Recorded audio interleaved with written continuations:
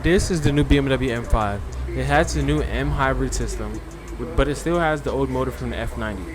It consists of a 4.4-liter V8 engine that produces 727 horsepower, but it produces 1,000 newton meters of torque.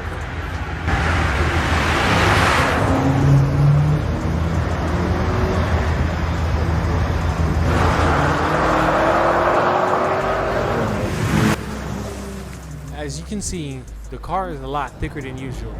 Compared to the F90, it's almost 1,300 pounds heavier. And honestly, you can see it in the body lines and the way that it hits its turns and corners.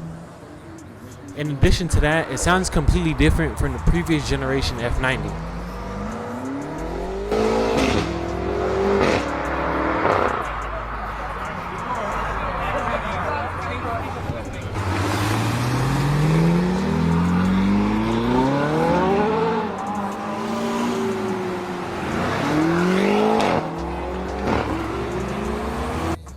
Here is a comparison between the two cars.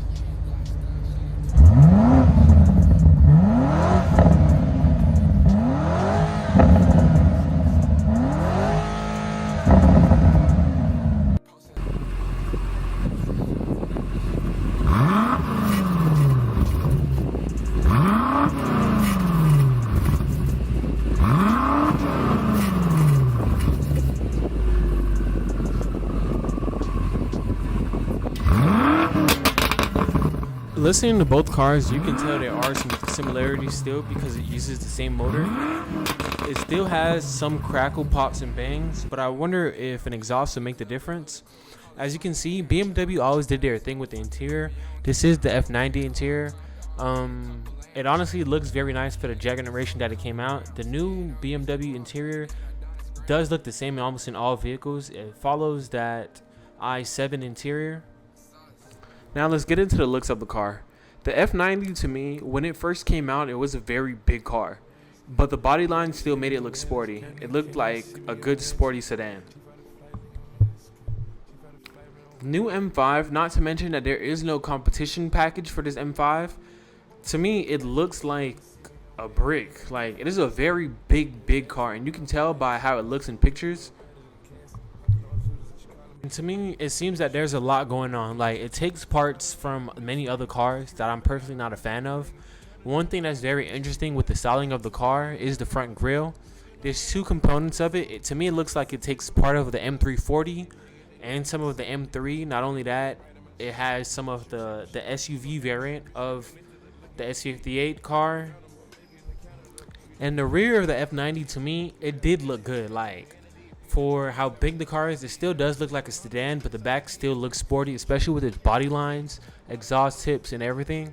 The rear of this car just looks almost like it almost looks like a Mercedes. Like, it has some resemblance of the S-Class Mercedes and the AMG GT63. And for BMW, to me, that's honestly very bad. Like, BMW to me produces very good styling cars, very good interior cars, which you can see, but that body style of the new M5, I don't know. Like, I'm personally not a fan of it. But not to slander the M5, one thing I can pat the engineers at BMW shows on their back is for keeping the same 4.4-liter V8.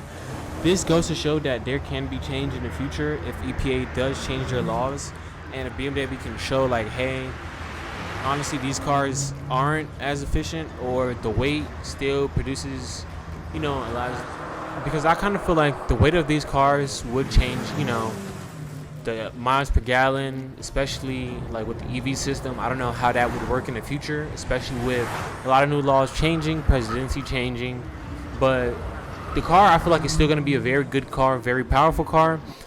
The car, in my opinion, isn't something that I'm kind of happy of, because I hate the fact that a lot of these cars are going to hybrid. But if that's the laws, I applaud BMW for not discontinuing the car, because they could have easily discontinued the car. Thank you for watching. I would like to know you guys' opinions about the new BMW M5 and a lot of these new cars going hybrid instead of discontinuing. Is this the end of the era of high performance vehicles?